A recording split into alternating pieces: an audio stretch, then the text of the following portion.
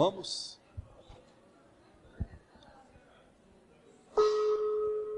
Tertúlia. Meu boa tarde aí para todos e todas. Hoje nós temos sinalizador evolutivo. Isso é dentro da evoluciologia, no âmbito da evolução. É a realidade, consciência, o objeto, o instrumento, o local, a ideia, a instituição, o haver-pom, quer dizer, a verdade relativa de ponta, capaz de indicar a decisão ideal no momento evolutivo, apontando o caminho melhor para a consciência lúcida seguir. Agora, nós falamos aqui sobre a diretriz da carreira pessoal, os aportes evolutivos, a bússola consciencial, o prumo do destino, o foco da lucidez, que é aquilo que eu chamo do megafoco, a diretriz do megafoco. A pérola negra, rara e cara. E aí nós falamos também sobre os detalhismos aqui, e na argumentologia, na taxologia, nós mostramos 10 categorias de sinalizadores evolutivos na ordem alfabética como exemplo. No fim nós falamos, toda consciência, homem ou mulher, mesmo a mais lúcida, sempre encara um momento evolutivo no qual carece de sinalizador evolutivo para decidir acertadamente os próximos passos. Qual tipo de sinalizador evolutivo é mais empregado por você? Tal dispositivo funciona com eficácia? Agora, eu quero dizer que esse verbete é o 1031, tem 3 páginas, tem 37 logias e tem 6 máximas. Eu estava falando aqui ainda há pouco com a turma aí, as minhas intelectuais que me mandam, quer dizer, que mandam em mim, que são minhas assessoras, e eu sou assessor delas, que uma hora qualquer eu vou trazer aqui alguma coisa sobre o Logos, para mostrar mais os detalhes de logias, porque já faz alguns meses, esse ano, que eu estou falando de logia aqui, né? E agora nós estamos dando todo dia os totais. Seria bom explicitar mais o que é a logia. A logia vem dos gregos, que é o processo do Logos, que é o problema da sabedoria, do saber, do entendimento, do estudo, da pesquisa, da verdade. O processo todo é a verdade em si. Então seria bom a gente mostrar. E sinalizador evolutivo de hoje, ele está bem simples, mas mostra a nossa realidade. Por exemplo, eu falo indicador evolutivo, assinalador evolutivo, o guiador exemplarista, o ponteiro cosmoético, o modelo evolutivo. Tudo isso é. Agora aqui eu já tenho umas perguntas, que eu já vou começar a falar.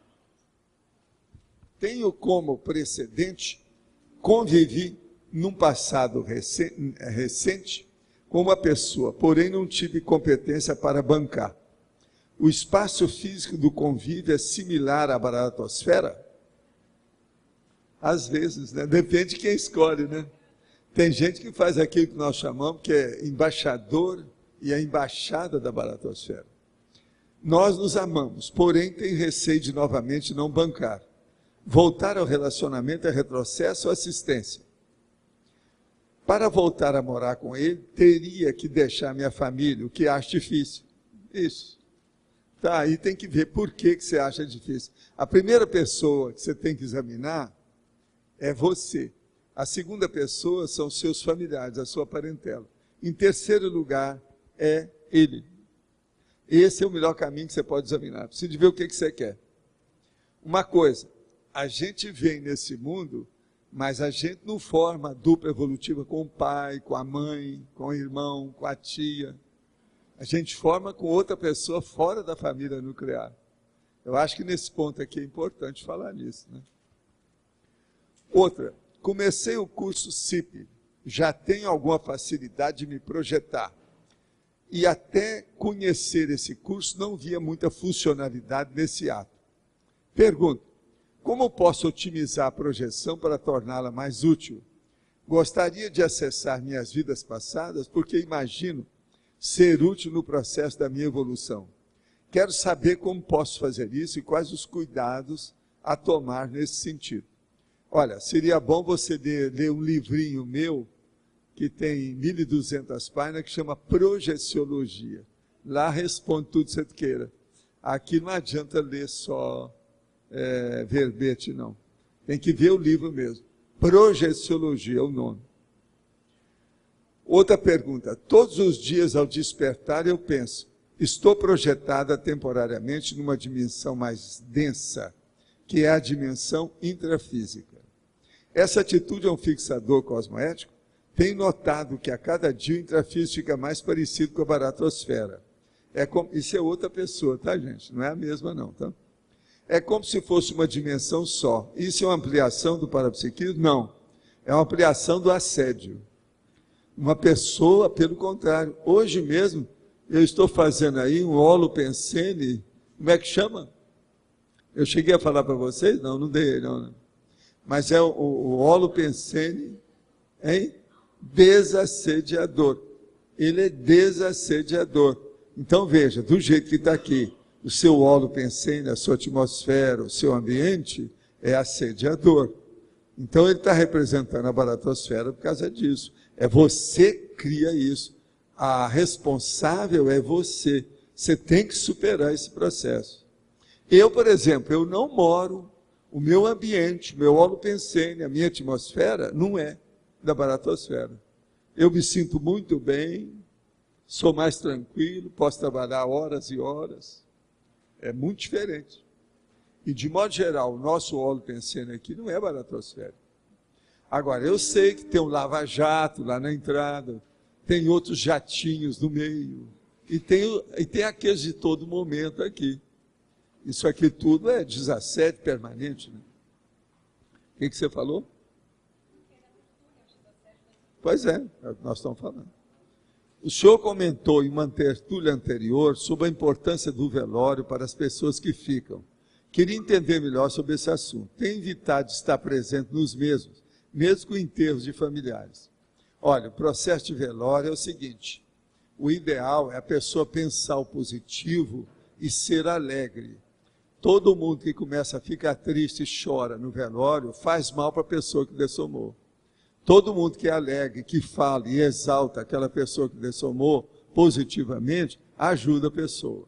Agora, a coisa mais séria é o culto da saudade, que é uma técnica de mais de 60 anos que foi aplicada em Uberaba, a partir de alguns espíritas e maçons, inclusive eu participei disso muito tempo, que a pessoa, em vez de mandar coroa de flores quando a pessoa morre, ela manda um dinheiro e assina lá uma lista para fazer a compra de objetos ou alimentos ou qualquer coisa positiva que esteja dentro da linha de interesse daquela pessoa que dessomou.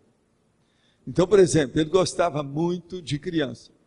Então, junta aquela dinheirama toda das coroas de flores, em vez de comprar a coroa de flores, eles fazem uma listagem das doações e se compra, por exemplo, um monte de alimento para as crianças que não tem muita, entende? Que tem muita fome e que não tem. Compra remédio para os meninos. E, enfim, aplica aquilo em nome da memória, aquilo que eles chamam in memoriam, em memória da pessoa que dessomou. Vocês não acham que isso é batatofe do ponto de vista cosmoético, evolutivo, de alto nível?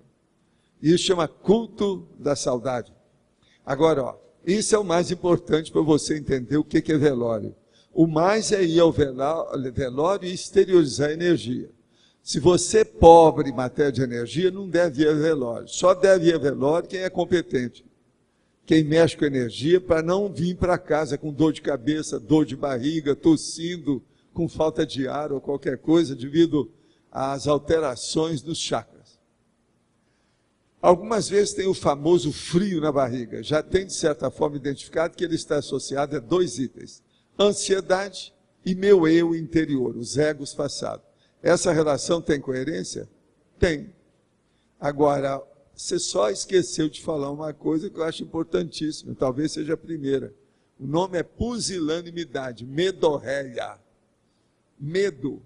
Aqui não está falando. Ansiedade, meu ego interior, isso não... Tá? Ó, você está tirando o corpo fora do medo. Você está vendo? É aquilo que eu estava falando para você. É o medo. As pessoas não gostam de enfrentar a si mesmas. É a ação pusilânime. Ela estava me contando que fizeram uma reunião. Na hora que falou trafar, todo mundo expôs. Na hora que falou trafor, todo mundo ficou quieto. Porque ninguém queria receber crítica. Agora, sinto dificuldade em amenizar, eu mesmo extinguir essa sensação. Ainda mais pelo momento delicado que estou passando. Tem uma dica? Como trabalhar a ansiedade? Olha, a primeira coisa é o seguinte, fica firme, tenha confiança em você, use o estado vibracional, que o amparador vai te dar força para você superar essa medorreia. Comecei há algum tempo a fazer prática da mobilização básica de energia de forma disciplinada e diária, fazendo EV 20 vezes ao dia. Nos últimos dias, ao fazer a mobilização, venho sentindo uma angústia na nuca e em parte das costas. Essa sensação um pouco incômoda. O que isso poderia significar? Significa que você está no fim do seu assédio. A hora que mexe na nuca é porque está mexendo nos assediadores. Você veja, eles se afastaram. Agora os seus EVs estão começando a dar resultado. Eles vieram para não perder a vítima. Eles estão lançando as vascas da agonia. A última coisa que ele pode, para segurar a presa, para ela não ir embora. Insista, não desista. E põe energia. A hora que você sentir o negócio aí na nuca, põe energia e começa a pensar em você mesmo, na cabeça, na parte occipital da nuca, a parte de trás da cabeça. E pensa seriamente com a energia, até você sentir que limpou. Faça isso quantas vezes for, porque isso aí é o último plug, a tomada que está ligada do assediador a você. Isso aí é o máximo. A pessoa está descrevendo perfeitamente o problema, ela está entrando em convalescência. Isso é o máximo. Daqui a pouco a gente pode te dar alta. Está no fim. Agora, gente, eu queria falar aqui para vocês que o Conselho Regional de Psicologia da 12ª Região de Santa Catarina fez uma nota de esclarecimento sobre um processo para esclarecer a população sobre a psicoterapia reencarnacionista. Estão mexendo nisso na psicologia e o conselho está acabando com esse povo. Está aqui, ó, quem quiser ler, está aqui com calma. Fala o autor, quem é, ele tem as coisas na internet e são uma porção de situações. Agora, quem mexe com isso é Mauro Cuítico. Ele é que faz e lançou essa situação. Isso aqui é do dia 29 de outubro. É uma palestra que foi feita em Florianópolis dele. Ele é médico, psicoterapeuta, autor de 5 livros e presidente da Sociedade de Psicoterapia Reencarnacionista. Dessa vez os psicólogos estão enrolados, porque é gente deles. Aí, quando eles falam da gente, né, está bem fora, mas esse aqui não. Estão lavando a roupa suja em casa, tá certo? Agora, outra coisa, pode pegar aí. Outra coisa, eu estou aqui com um livro que é como se fosse um romance histórico do Paulo Novaes, que é um dos autores aqui da área nossa, conhecido, etc. O livro chama Caravela dos Insensatos. É uma viagem pela Renascença. Olha, o livro, o texto dele, para quem tem paciência, é bom para ver os negócios, que tudo é historiado. Tudo é dentro da história, mas é romanceado. Eu não gosto desse título, desse jeito, não posso perder tempo com isso. Mas esse livro tem um mérito. Ele tem aqui o índice de biografias dessa época, entre 1350 e 1550. De todo mundo com biografias resumidas. Isso aqui, o Paulo Novaes fez um belo trabalho. Está muito interessante aqui. Tem toda essa turma que a gente vê lá. É pena que até a Laura não esteja aqui hoje, que esse livro aqui seria bom ela ver. A outra aí que eu já falei é a Beth, que está estudando essa época aqui. Agora, o processo é da Renascença. Aqui pelas biografias, elas vão de 1350 a 1550, são 200 anos. A Renascença está ali no meio. Isso é a época da descoberta do Brasil, tem o Brunelleschi, esse povo todo, os grandões de lá, a turma dos Médicis, uma porção de coisa. Mas as biografias, o resumo, as microbiografias, é muito interessante. Se alguém quiser ver, está aqui o livro. A Caravela dos Insensatos. Agora, fala do Cristóvão Colombo, dos parentes do Colombo, todo com a biografia de cada um. É interessante. Isso aí a gente não encontra todo dia assim, mastigado, tudo arrumadinho. Você quer falar? Faz favor. Como é que está a Unescom depois de fundada? Vai bem? Tá tudo bem. Já está engatinhando direitinho? Está engatinhando. Tá? Então, aqui na fatologia, você colocou lá na primeira linha a diretriz da carreira pessoal. Eu queria entender o porquê da diretriz da carreira pessoal no conceito. Porque é ela que tem que ter um sinalizador antes, durante e depois para a pessoa escolher a profissão dela corretamente, né? Quanta gente aí que pega 3, 4 profissões e não fica com nenhuma? Porque não tem um sinalizador evolutivo, ela não sabe o que ela quer. Observa, eu dou um exemplo nisso.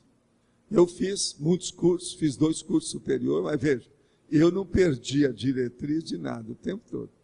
Tudo que eu fiz foi de acordo.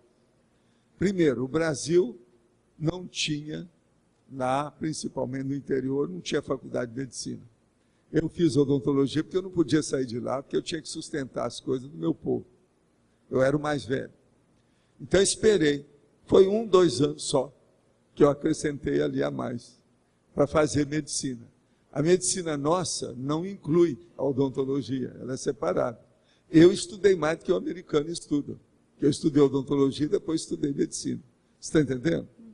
Agora, isso para mim, eu falei assim, essa vai ser a minha carreira básica, meu currículo, a minha linha profissional.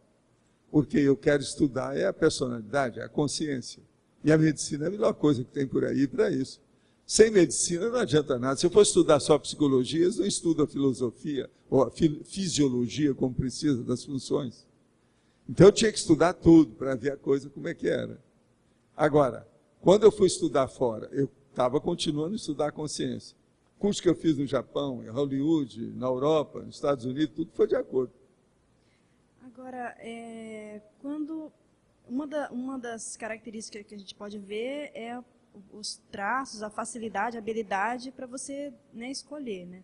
Agora, quando você vê que aquilo que você tem muita habilidade não é o que dá dinheiro, que você consegue fazer o pé de meia, como é que a gente pode... Faz uma coisa, é bom, para você diversificar seus skills, seus talentos, seus potenciais. Agora, ó, eu vivo falando aqui que o meu negócio todo eu sou osso duro de roer. Eu sou da turma do homem do piolho. Tá certo? Aquela da mulher do piolho. Eu sou isso. Pelo seguinte, eu falei desde pequeno que eu quero estudar a cabeça. Eu nunca mudei isso. Minha vida inteira. Choveu canivete, teve inundação, vulcão explodiu, tragédias, suicídios, acidentes, doenças graves, morte inesperada. Eu não mudei nada. Estou na minha. Essa é que eu chamo da consciência javali. Agora, o que você acha assim, que é mais importante para a pessoa? Eu pessoa? tenho esse sinalizador desde que eu nasci. Tá certo? Eu estou dando um exemplo aqui para vocês, para mostrar. Minha vida é isso. Não vem que não tem. Qualquer um pode fazer isso. E é até mais fácil. Você já tem escolhido aquilo que você precisa.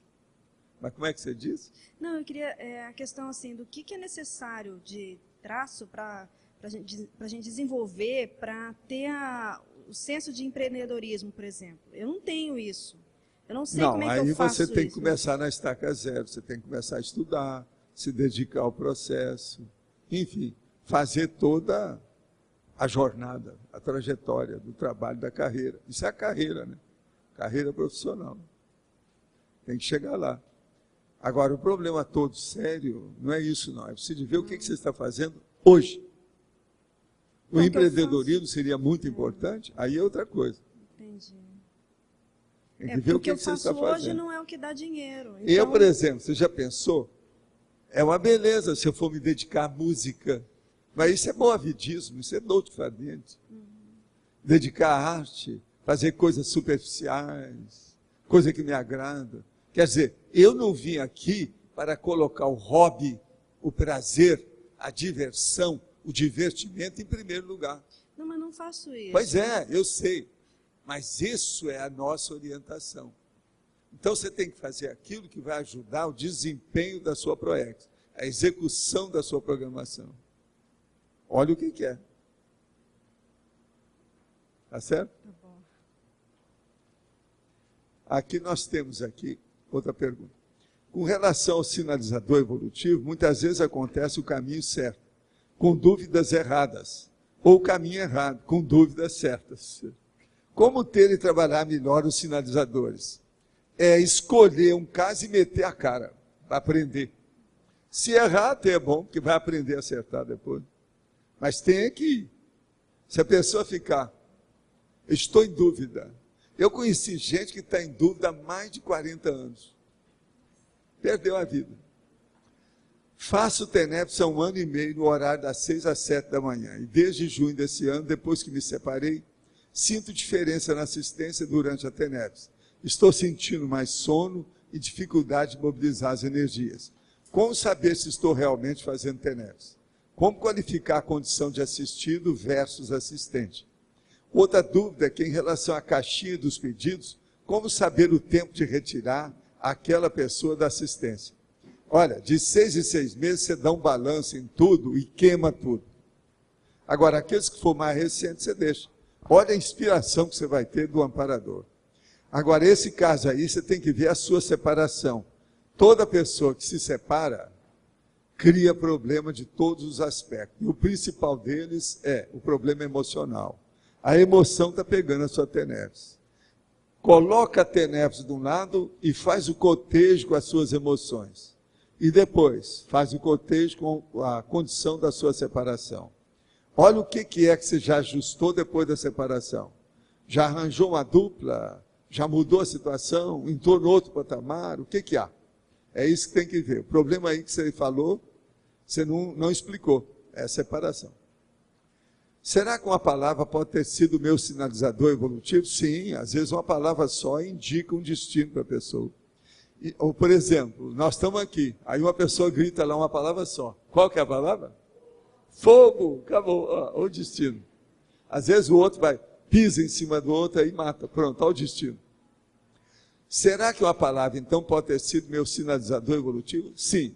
Em 1970, quando tinha 18 anos, fui fazer cursinho pré-vestibular que se chamava Projeta. 2 anos depois, fui trabalhar em uma agência chamada Projeção. Quando vi o livro Projeciologia, em 1990, não sabia bem do que se tratava, mas queria ter de qualquer maneira. Em 1992, tornei voluntário do IPC, sempre achei isso uma grande coincidência. Pode ser, não é isso? Mas que pode ser o destino, pode ser, né? Agora, a propósito, como é que você está com as suas projeções? Né? É uma boa pergunta, vocês não acham? A gente pergunta. Por favor, Ieda. Professor, no caso aqui do sinalizador, quando a pessoa ela percebe o sinalizador, ela toma a decisão, mas ela tem dificuldade de manter a decisão por questões emocionais. Qual que é a orientação? É continuar persistindo? É quebrar a cara. É tomar a decisão mesmo chorando. Esse é o caminho. Ou a gente faz aquilo que a gente precisa, ou desiste. Nós não somos nem vegetais, nem sub-humanos. Somos gente. A gente sabe o que quer. Vergonha na cara e brilho e dignidade aqui, ó, não faz mal para ninguém. Vergonha na cara. Decisão. E não ter medo. É errando que a pessoa aprende a consertar tudo, a melhorar. Ninguém faz as coisas de início certinha. Todo mundo erra alguma coisa. Isso faz parte do serviço. Agora, o maior erro é não se prestar à experiência. É não se dedicar à pesquisa. Entendeu? Tem que fazer o experimento. Sim, vai investindo então. Como é que você vai saber se o experimento é bom ou não? Lembre-se do Edison. 1157 experiências da lâmpada. Tudo deu para trás. O assistente dele já não aguentava mais, então interpelou. Quando é que o senhor não vai parar com isso? Eu falei assim, não, eu estou aprendendo. Eu sempre falo isso aqui. São 1.157 experiências que eu sei que não dá para chegar na lâmpada. Eu tenho que arranjar agora a 1.158. E ele foi, aí ele descobriu. Teve uma hora que ele arranjou a lâmpada. Certo. Outra questão a respeito do Mater Pensene, que foi falado ontem, estava pensando, se a gente veio da baratrosfera, fez apenas um curso intermissivo, a gente vai ter Mater Pensene positivo? Vai, porque a maioria de vocês não vieram diretamente da baratrosfera. Você estava no intermediário, no limbo, não é isso?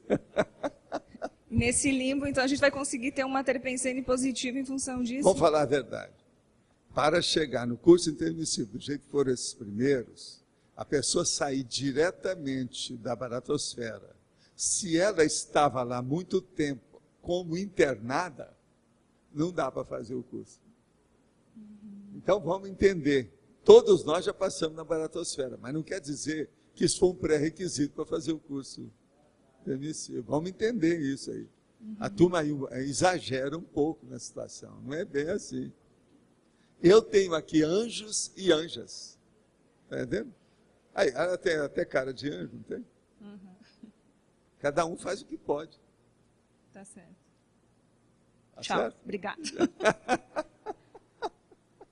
Por favor. Professor, o senhor coloca aqui alguns exemplos de sinalizador evolutivo, e aqui na definição também, que tanto são coisas intrínsecas ou da intraconsciencialidade da pessoa, como, por exemplo, ideias, né, podem ser da intraconsciencialidade, como extrínsecas. E aqui na exemplologia, o senhor coloca ali sinalizador evolutivo básico, autodiscernimento cosmoético, e sinalizador evolutivo avançado, evoluciólogo. Mas o fato da pessoa ter dentro dela, dentro da intraconsciencialidade, esse sinalizador, não seria superior a ter extrinsecamente? Você usa, tudo é sinalizador. Oi? Tudo isso é sinalizador, de um lado ou do outro. Uma piscada é sinalizador. Sim, eu entendi Um que tudo pode tratado ser. é sinalizador. Sim, Um exemplo que você viu de um herói, de um ícone, você está entendendo? Um ídolo pode ser um sinalizador. Mas a pessoa desenvolver essa questão do autodiscernimento O cosmoético não autodiscernimento seria é a base superior da a tudo evolução. isso? Não, isso é a base da evolução. Não melhora tudo isso, não. Melhora tudo. Melhora todos os verbetes que eu trouxe aqui. Uma pessoa que tiver autodiscernimento, melhora tudo. A compreensão do verbete, a evolução dela, a cosmoética, o ideal, tudo. Tudo dela vai melhorar com o autodiscernimento. Por isso que eu coloquei, não sou besta, né? Eu coloquei. Mas o que eu quis dizer, eu acho que O não... autodiscernimento cosmoético. É esse aí que Isso é a não maior seria coisa que nós Mas temos. isso não seria se mais comparar com avançado a que todas evolucióloga. essas coisas externas que a pessoa pode ter Sim, acesso? mas é o nosso, por exemplo. O seu autodiscernimento hoje é a coisa melhor que você tem. Ah, entendo. Não adianta o evoluciólogo que está lá na frente. Sim, eu o entendi, é transmentor. uma coisa O que interessa básica. é você aqui com o seu Sim, autodiscernimento. Seria... Eu adoro o autodiscernimento dessa turma toda que trabalha comigo. O transmentor é ótimo, mas está à distância, é ele. Seria tipo um... Você está vendo como é que é mais importante? Vocês, para mim, são mais importantes. Se ele fosse mais importante, ele estaria aqui comigo. Eu não sou importante para ele. Você está entendendo o que quer dizer? Seria como se fosse um precedente, então?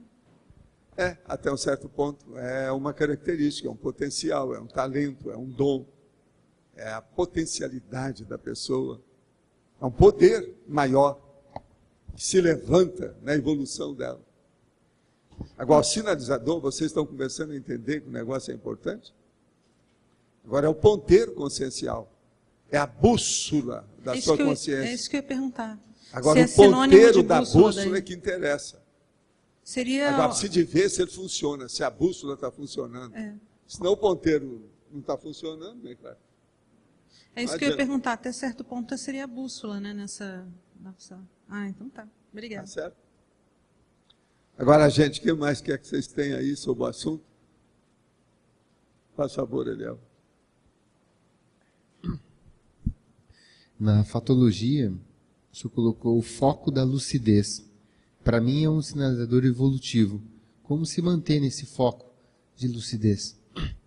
O foco da lucidez é o seguinte, é você arranjar um megafoco para se dedicar, para você colocar suas manifestações pensênicas naquele megafoco. E ele, na verdade, a parte intrínseca, central, o core, a essência dele não vai mudar nunca. Mas ele vai caminhar porque ele vai ficar maior, cada vez maior, mais importante, mais relevante, mais produtivo. Então é a pessoa que não sai do megafoco. E com isso ela amplia todas as suas conquistas. Sem uma pessoa fixar o megafoco, ela não tem muito resultado positivo em nada que faz. Por quê? Devido à síndrome da dispersão. Quando a gente fala síndrome, quase sempre é porque não caracterizou ainda uma doença como precisava. A coisa está caminhando. Tem tanta coisa no meio que não fixou. Então a dispersão é uma coisa tão braba que ela ainda é dispersa em matéria de ideia. Entende? Agora, é uma senhora doença, terrível, a dispersividade. A pessoa ter a dispersão, que é a falta de foco. É duro quando você chega a uma pessoa e você chega à conclusão, não, o que falta nela é foco. Então está danado.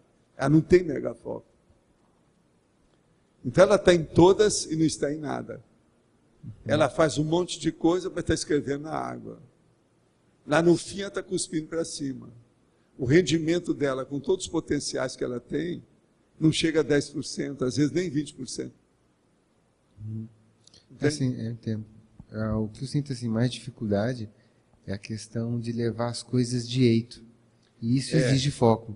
Não, é o devagar sempre que é o mais difícil. O povo acha que o mais difícil é a dinamização da velocidade, arranjar um negócio rapidinho, isso é bobagem. O devagar sempre é a manutenção, é o mais difícil. Criar uma coisa rapidamente é a coisa mais fácil. Isso é oba-oba. Isso é cometa, passou. É uma estrela que passou, não resolve. Eu quero ver a estrela fixa, o Sol, iluminando tudo, permanente. Assim, eu consigo perceber que na minha manifestação, até que eu consigo ter uma certa constância nas coisas. Mas, às vezes, as coisas escapam. E quer levar tudo ao mesmo tempo. Pois é, mas o problema é você colocar no laptop as coisas essenciais.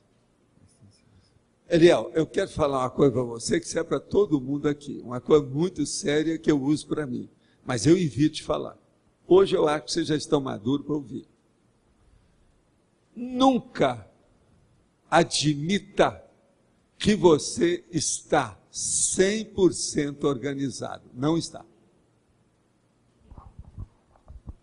Ó, aí eu posso pôr a língua de fora, tipo Einstein para vocês. Vou dar uma banana para todo mundo que achar que está super organizado. Não está.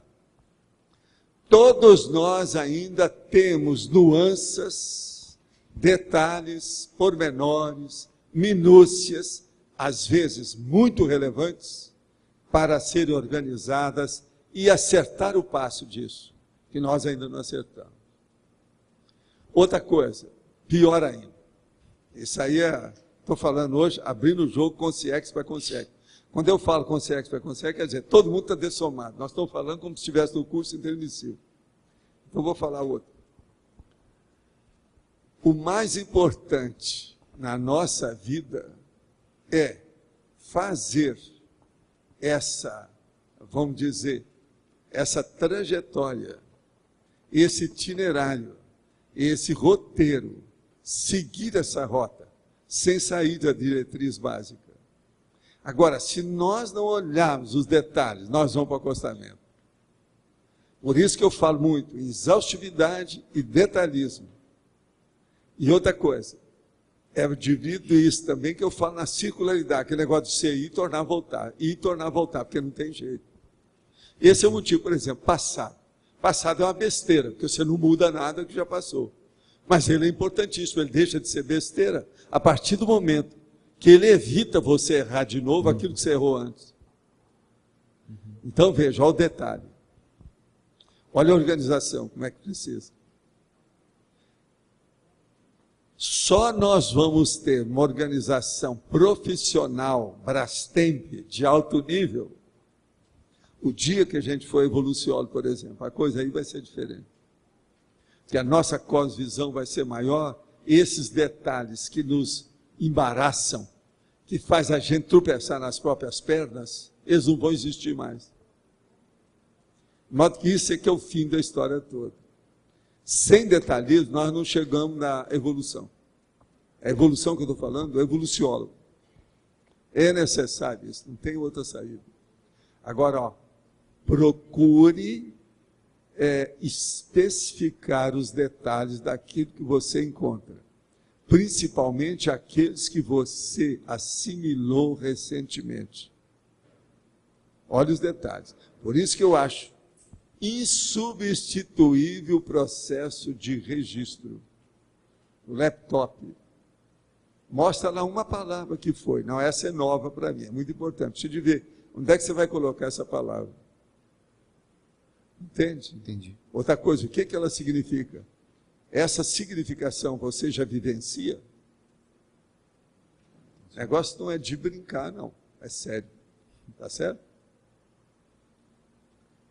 Mas então, minha gente, o que mais vocês têm sobre esse assunto? Agora, ó, na argumentologia, aqui na taxologia, eu falo associação de ideias. Isso aqui é uma categoria de sinalizador. A bissociação, a cosvisão, a cosmoética, o paradigma consciencial. Olha a ordem disso que tem sua razão de ser. A bissociação, toda associação começa com isso. Tem que ser pela bissociação, o cotejo, o confronto, o paralelo. Agora, autodiscernimento, cosmoético, específico, autoproexiológico. Consciência exemplar, o amparador de função, o evoluciólogo, o serenão, um paravisual de homem ou mulher. Consciência exemplar, o duplista, o epicom, o amigo, o colega. O curso conscienciológico, o tema adequado à ocasião. Por exemplo, me fala quais os cursos que você está seguindo aí na CCCI, que eu falo o que você precisa. Pelos cursos que você frequenta. Estou falando como aluno. Agora, instrumento sinalizador, a bússola, a seta, a lanterna, o sinalizador de tráfego, a caneta sinalizadora, a boia sinalizadora, a placa sinalizadora. Uma das coisas mais sérias que tem é o sinalizador quando a pessoa se perde na floresta. Aquele turista que ficou uma semana perdido. Se tivesse um sinalizador, ele ia chamar a atenção disso. Agora, a mnemônica, a memória, os dicionários cerebrais pessoais. Agora, outra, obra exemplar, a agenda, o livro, o tratado, o dicionário, a enciclopédia. Outra coisa, priorização lógica. A prioridade mais elevada no contexto interassistencial tarístico da tarde, do esclarecimento. Sinalética parapsíquica, para bússola pessoal, o auto-parapsiquismo.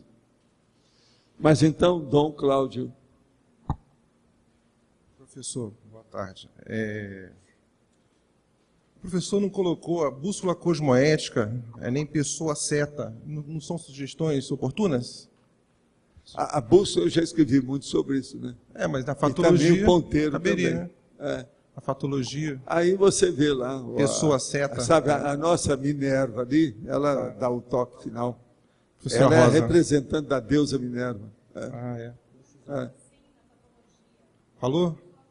É uma bússola cosmoética. A bússola cosmoética. E o CPC também.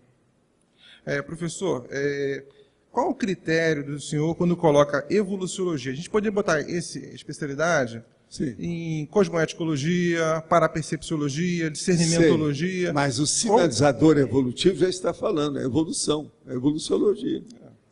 Arranja outro, vamos ver se o povo aprova. Quer ver? Vamos fazer o teste. O que é que você acha que devia de ser? Fala aí.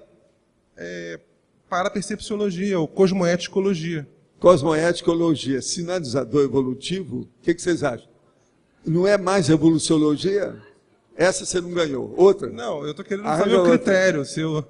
O critério chama-se autodiscernimento lógico.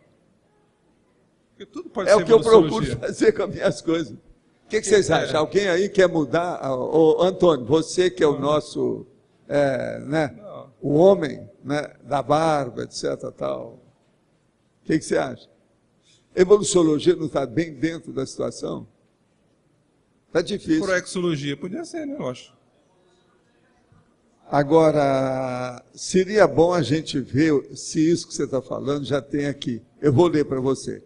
Evoluciologia, exemplologia, autopriorologia, holomaturologia, autodiscernimentologia, autocoerenciologia, autocosmoeticologia. Ó, o que você pediu já está aí há muito tempo. Olha aqui. Autocriteriologia. Está na interdisciplinologia.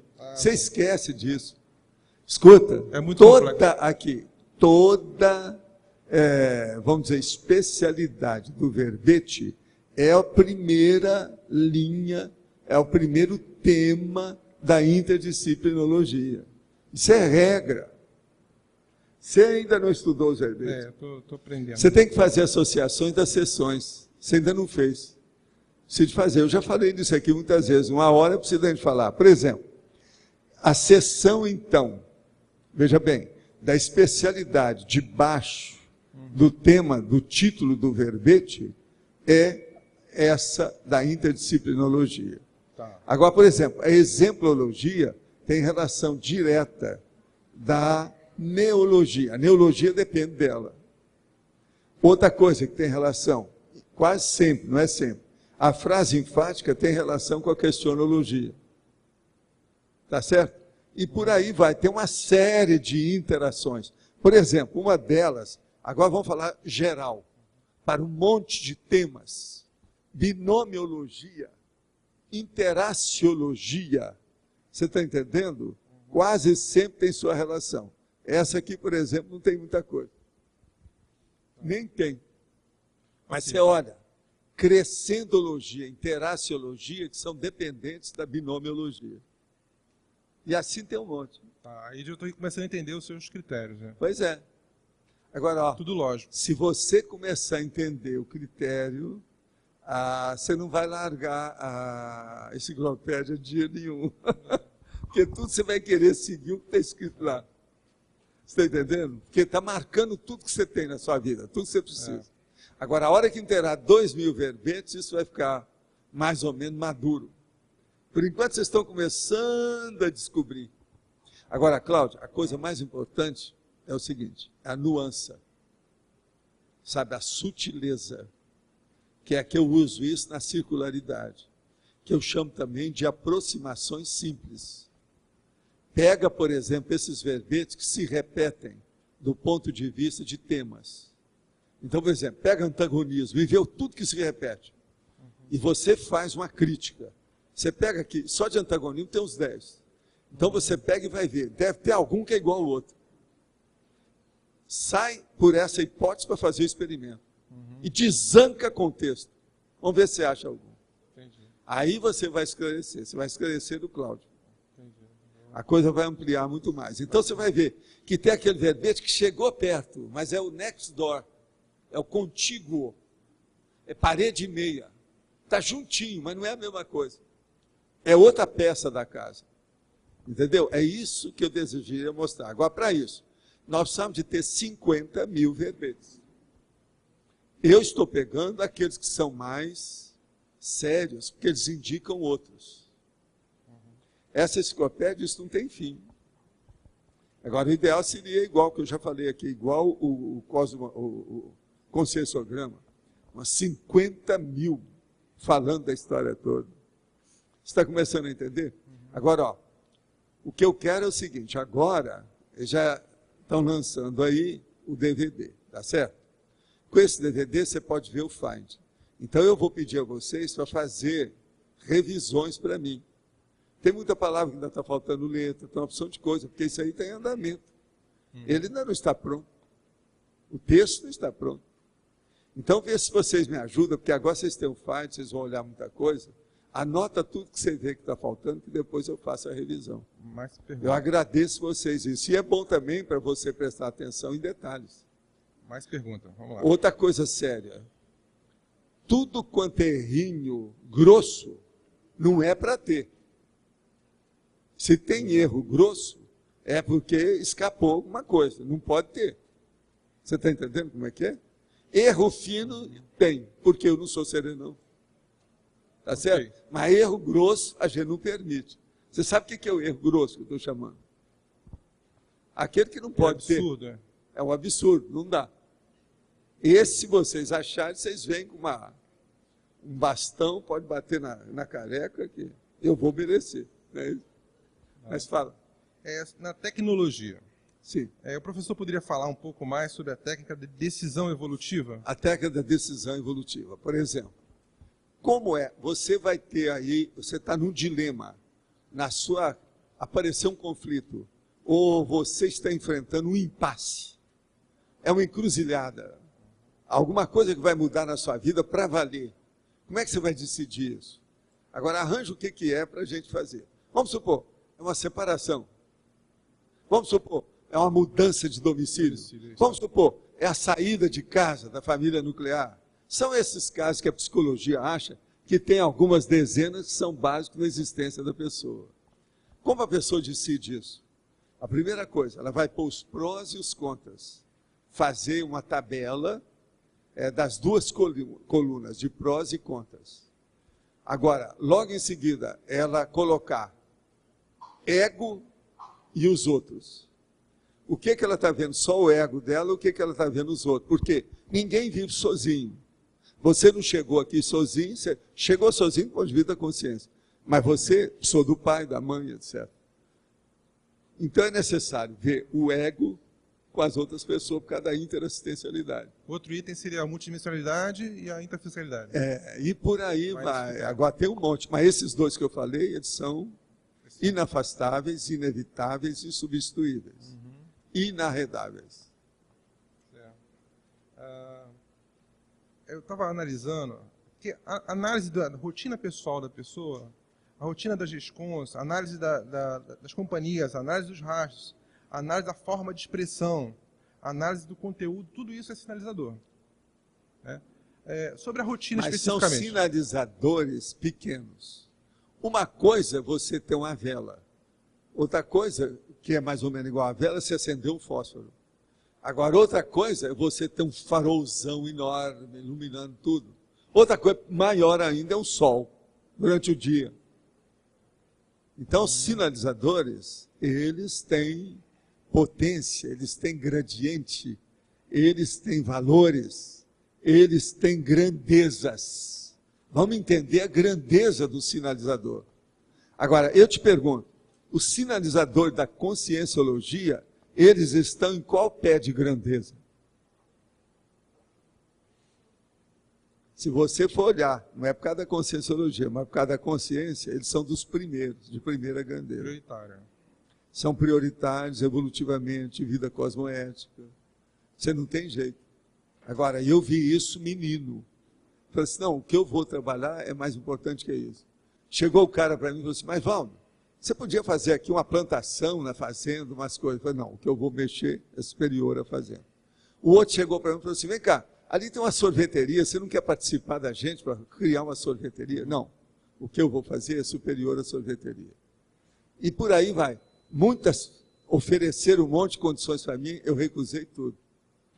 Por quê? Trabalhar com a consciência, eu não consegui colocar nada na frente. Não pude substituir com nada.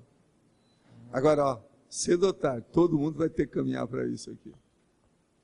Você vale na sua evolução o percentual de atenção que você dá para a consciência. E a consciência que eu estou falando é a consciência cósmica, de tudo. É você dentro do cosmos. O professor colocou aí a questão do erro, né? O maior erro é a pessoa não se prestar à experiência. Eu trago a seguinte questão aí. Muitos erros não implicam em perdas. Você pode errar, mas não perder. Não, muito erro é um aprendizado. Então a pessoa ganhou alguma coisa. Depende do erro. Agora, ó, a coisa muito interessante na questão da vaidade e da burrice humana, aquele Borraldo, Borrildo e Borroide, é aquela pessoa que ela vê errando desse tamanho, os erros desse tamanho. E ela agora fica em dúvida, porque ela não acha que talvez seja um errinho desse tamanho ou um acerto. E ela fica em dúvida com isso. Sendo que até há 5 minutos, o erro dela era desse tamanho. Isso é que eu acho que é Borraldo, Borrildo. A pessoa vinha errando, enorme. E agora ela está com medo de errar um pedacinho desse? Então, essa fase de transição da renovação do acerto é um negócio dos mais sérios que tem, que a psicologia ainda não explicou muito isso para o povo. Precisa de explicar. O professor podia falar mais também sobre esse holopensene desassediador? Não, esse aí eu vou trazer, já está escrito, já está prontinho para trazer. Qualquer hora a gente traz, mas agora só na Casa Nova. Espremedor de Vocês cérebro. sabem o que é a Casa Nova que eu estou falando? Né? Só na Casa Nova. Mesmo se o lote pedir, eu não atendo o lote. Vou dar um conta dele. Só na Casa Nova. Vocês viram que já estão pintando de amarelo a cúpula. E já começaram a colocar também as lajotas na entrada. Daqui a pouco você já pode entrar lá. Já começaram a limpar tudo lá, dos processos, das poltronas. O negócio está sério. Agora está um brinco amarelo. Do avião já dá para ver, né? Eu sei. Mas não é isso, da estrada lá, já dá para ver também. Hein? Já, né? É. Professor, e sobre a prova? Vai haver alguma novidade, alguma mudança na prova? Lá, o professor, dá lá Quer falar? Dá. Faz favor, sobre a prova. Quer falar? Fala. Quem é que vai falar? O Antônio ou o Loche? Quem é? Não tem microfone aí perto Mudou de vocês? alguma coisa? Ele está com uma preguiça lá danada, esses dois aí hoje. Acorda, gente. Como é que é? Sobre a prova? Mudou alguma coisa? Vai Não, mudar? a dica que a gente pode dar é que vai ser entre os 1000 verbetes. Certo. Tá? Que mais? Não, é estudar, né? Não tem jeito. Tem muita Estudar novidade. sem parar? Hã? É isso? Estudar sem parar? Não tem muita novidade. É o mesmo estilo das outras duas. Agora, lembrar, né, que eles nunca tiveram tão na boca, tudo mastigado do jeito que tem. Tem 1000 verbetes à vontade. E tem um índice, né? É só olhar o find, procurar, encontrar, procurar. O mais importante é pegar, apreender os conceitos principais, né? Não precisa ver detalhe do detalhe, porque a quantidade, volume de informação é muito. Mas Agora, ter a aqueles noção. principais que não são feijão com arroz, é isso? É isso, é. Que esses dois lá devem estar pesquisando aquilo que é o... Né? É a pérola negra, não é isso? As perguntas são todas de pérola negra. Sabe, eles estiveram até lá na joalheria, né? Vocês estiveram, não foi isso? O negócio é muito sério, para procurar pérolas, só obras raras. Eu gostaria que o senhor falasse mais dessa fase de transição para o acerto que o senhor disse. A fase de transição para essa fase, ela ocorre com todas as pessoas que entram em reciclagem, com todas as pessoas que fizeram o curso intermissivo, com todas as pessoas que renascem depois do curso intermissivo. E praticamente, se você for a rigor, generalizar, todo dia é uma nova transição. De manhã você vai começar um novo dia, tudo vai ser renovado. Mas o que eu quero dizer é aquela específica que mexe dentro do processo, por exemplo, da RECIM, que é a reciclagem interconsciencial. A pessoa tem que se organizar. Ela tem que fazer um levantamento de trafores, ver o conscienciograma com ela, ver a ficha dela, o que ela acha, como é que ela se analisa. Uma pessoa hoje que é lúcida, consciente aqui das nossas coisas, ela já tem a ficha evolutiva dela, tudo que serve, tudo que não presta. Ela já sabe completamente isso. Então, isso aí, ela tem que fazer o levantamento, a inventariologia disso, o balanço nessa fase de transição. Agora, nessa fase de transição, ela tem que escolher quais são as demarches, quais são os passos mais sérios que ela tem que colocar na frente dos outros. O que é o mais importante disso? O que vem em primeiro lugar? O que ela tem que colocar ali para enfrentar, confrontar, encarar, logo de cara? Isso aí é que é importante. Agora, o que eu vejo é a pessoa mesma, ela tem mais conhecimento de si do que os outros. Porque é ela que sabe como é O que ela pensa, né? a intraconsciencialidade dela, a introspecção, a reflexão dela mais séria.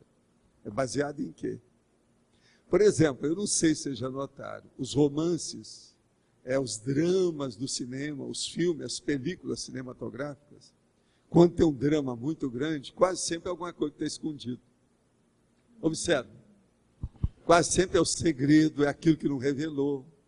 Então, a hora que o homem chega lá e fala uma verdade, que ele, durante a guerra, ele arranjou um filho na Itália, e depois veio para cá, arranjou um monte de filho com a mulher dele, e não falou nada para a mulher, na hora então que morre a mulher lá, ou acontece alguma coisa, precisa de atender o filho que ele deixou lá, e o menino está em crescimento, é aquele drama perante a mulher que está aí.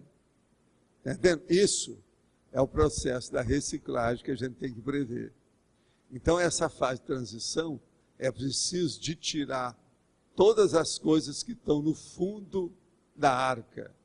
Não deixar nada escondido. Explicitar tudo para a pessoa mesmo, ela ver o que ela precisa dispor para o cosmos. Isso é uma das coisas talvez mais sérias que tem na fase de transição. É excluir, você está entendendo, o que ficou debaixo do tapete. Isso é que é o mais sério, eu acho. Uma das coisas mais bravas que tem. Tudo isso que eu falei. Tá mais ou menos isso para você? Sim. É por aí. Agora aqui outras perguntas. Tive uma projeção com uma consciência, homem, aparência árabe, de turbante, que me pareceu bastante sério, severo. Entendi que ele seria um amparador. Isso pode ser uma sinalização evolutiva? A convivência com um amparador mais rígido inevitavelmente vai mudar nosso padrão de rigor pessoal? Vai. Olha, do jeito que você está falando, pode ter sido um Ramatiz que apareceu para você. Isso aqui está parecendo um Ramatiz, a hora que eu peguei aqui. Pode ser que seja. Ele é um cara mais ou menos assim, do jeito que você está falando. E ele às vezes fala as verdades quando precisa. Foi ele que falou através do Hercílio Mais sobre o cemitério na barriga. As pessoas que só comem carne, digestão, dieta carnívora, que tem um cemitério na barriga. Então todo mundo carrega um cemitério na barriga. Diante dos acontecimentos dos últimos dias aqui na região leste do estado de Santa Catarina, qual a postura que devemos ter para melhorar, ajudar, ou melhor ajudar as pessoas? Quais os reflexos dessa tragédia nas atividades diárias da TENEPS? Olha, eu já recebi um monte de pedido de condições de Santa Catarina que estão na TENEPS. Nós estamos trabalhando para isso. Existe muito mais coisa do que isso que já foi falado até agora. Parece que até agora já morreram mais de 80 pessoas pelo cálculo que eles fizeram. Agora, vocês sabiam que não é só Santa Catarina, não. Tem uma parte do Paraná também. Tem uma parte aqui, é Paraná e Santa Catarina. Mas é mais a Santa Catarina que está morrendo gente. Agora, a maioria é mesmo devido ao processo de deslizamento. Agora, o problema é a gente põe energia positiva nisso para ajudar e principalmente para as pessoas serem socorridas, né? Porque o socorro até pouco tempo estava muito precário ainda, que é muita coisa. Agora, segundo um amigo nosso, você quer falar alguma coisa? Por favor, vem cá. Ele vai dar a hipótese dele, que ele é de Santa Catarina, tá certo? Ele tem autoridade moral para expor o processo. Eu não sou de lá, eu não tenho tanta autoridade, eu só estudo. Tá meio na cara assim que é um processo de reurbanização extrafísica que está acontecendo lá, de limpeza, e eu acho que tem muita relação com a questão das festas que existem em Santa Catarina no mês de outubro, principalmente o Oktoberfest. Então a gente vem acompanhando que essa chuva já está lá há mais ou menos uns 60 dias. Já. Então ela começou um pouquinho antes das Oktoberfests, né, porque são várias. Agora me conta, e ela esteve lá. Você viu se tinha uma tempestade magnética? Isso, aí eu registrei que tinha uma chuva extrafísica lá, tinha um processo de imantação bem nítido. Uma outra coisa, lá na sua área, lá, não houve mais inundação, porque... Por causa da maré.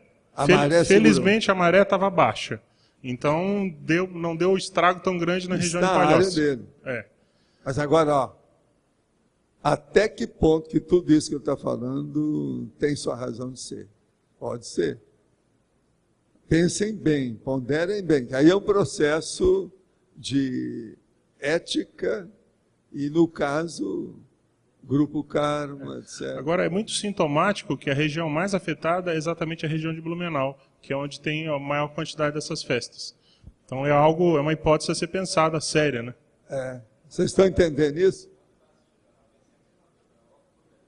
Não, agora, ó, só para esclarecer uma coisa. Há alguns anos, eu tinha falado com ele para ele ir na Oktoberfest para depois fazer um relato para mim.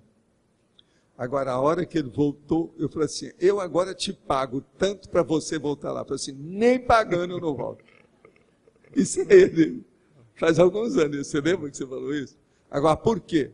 Porque você viu que tinha uma opção de gente que entrava na assistência médica lá com coma alcoólico. Né? O que mais me impressionou foi a fila de coma alcoólico que tinha nos fundos do pavilhão da Proeb. Coma alcoólico, gente. Onde tinha duas tendas, onde tinha médico lá botando glicose na veia. Mas não era suficiente. Então você tinha uma fila assim, de umas 20, 30 pessoas, e os amigos dos bêbados, né, caídos lá, o pessoal segurando a vasilha com glicose lá, com soro glicosado, injetando na veia, a pessoa segurando na mão. E os amigos conversando, não desmaia, conversa. Mas assim, era uma fila de 20, 30 pessoas. Se desmaiar, piora a situação. Agora, o interessante era isso, que era nos fundos do pavilhão da Proeb, quase ninguém tinha acesso. O que mais me impressionou foi isso. Que ano foi esse que você esteve lá? Isso foi mais ou menos 93, 94. Já está fazendo uns 10 anos, mas eu acho que não mudou muito a realidade, não. Deve estar mesmo... Não mudou. A gente vê pelos jornais aqui que não mudou. Cada vez mais gente... Agora, né? ó, tem algum festeiro por aí que queira se manifestar? Tem? O problema é esse. Em parte, ele tem lá a sua razão, a gente nunca sabe, né? É difícil da gente analisar isso. Mas agora, vocês não acham que a sincronicidade é impressionante? Na televisão, eles já falaram que as chuvas lá em Santa Catarina, nessa área, faz mais de 3 meses. Mas agora que o negócio chegou no clímax. O problema todo é esse. Então, é na época do Oktoberfest. Exatamente. Agora, é interessante o fenômeno da chuva extrafísica, professor Waldo. A gente vê Você que tem sentiu, né? A gente vê que tem uma imantação. Quer dizer, então eles estão limpando o ambiente. O negócio está sendo super Eu entendido. não posso falar porque eu não vi lá a situação, mas tudo indica que deve ter havido alguma coisa. Mas dá para ver que está sendo super entendido, está sendo acompanhado. É para limpeza mesmo. É uma cirurgia da área, é regional. É o negócio não é fácil, não. Essas coisas existem, né? Vocês sabem. Valeu. Todo ano tem Oktoberfest. Todo ano tem um monte. Todo ano. Eu vi uma listagem uma vez, tinha 18 festas. Um monte. Ali Tudo na região, festa na base de chopp. É isso aí. Chopp é o mínimo, hein? Para não falar outras daí coisas. Para baixo. Isso mesmo. Sem falar no quentão, essas coisas. Mas... Agora, alguém não quer falar aí sobre os festeiros? Não tem nenhum festeiro? Você, Renzo, não é festeiro. Não.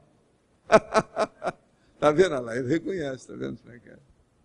Cada um aí faz força como pode, não é isso? Agora, o problema é esse. Essa turma de Santa Catarina, tem cara que é carioca, que esteve lá e falou assim, Valdo, o Rio é secundário. A festa que eles fazem lá é uma coisa de doido. É muito pior do que o carnaval carioca. Tudo por causa disso, por causa do coma alcoólico. Gente, coma alcoólico, isso não é fácil. Vocês já examinaram bem o que é isso? É uma situação. Agora, um monte de gente com coma alcoólico.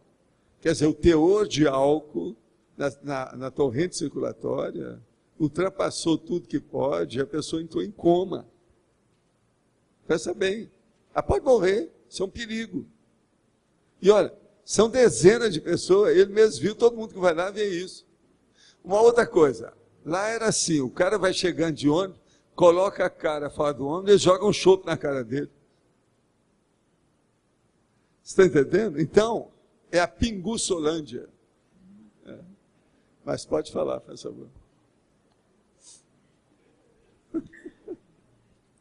Valdo, hoje na hora que você estava falando sobre a questão do passado deixa de ser besteira quando você evita errar novamente no mesmo ponto, né?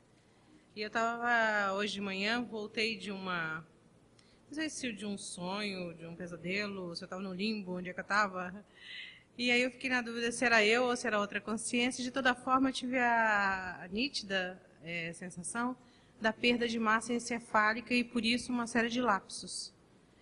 E o tema estava ligado assim, eu tinha feito um alarme de uma situação e aquilo levou para um acidente, né, envolvendo uma série de pessoas, inclusive eu ou outra consciência. E aí, quando você vem e fala de que é preciso registrar tudo, né, detalhar, anotar, e se já pratico essa palavra, aí eu fiquei pensando assim, então quer dizer que quando você tem uma percepção, né, quando eu estava ali refletindo, né, então você tem uma percepção de uma situação, muitas vezes o silêncio passa a ser a melhor opção. Sim, mas o que é ideal é você registrar, porque essa primeira impressão ainda não está completa. Tá. Vamos ver o que vai acontecer depois disso. Ela vai ser confirmada ou não. Tudo aquilo que é importante não vem uma vez só.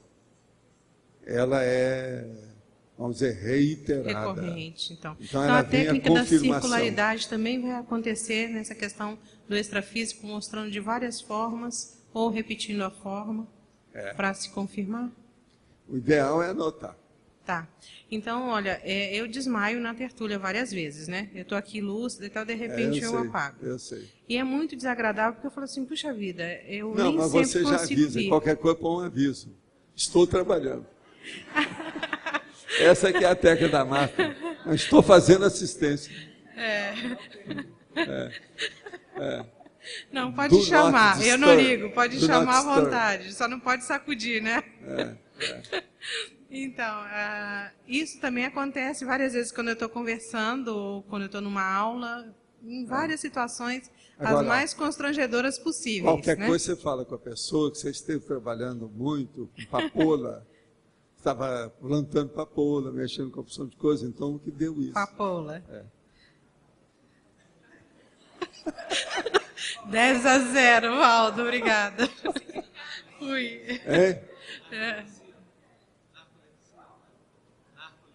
Narcolepsia, até um certo ponto. É isso? Tá, obrigada.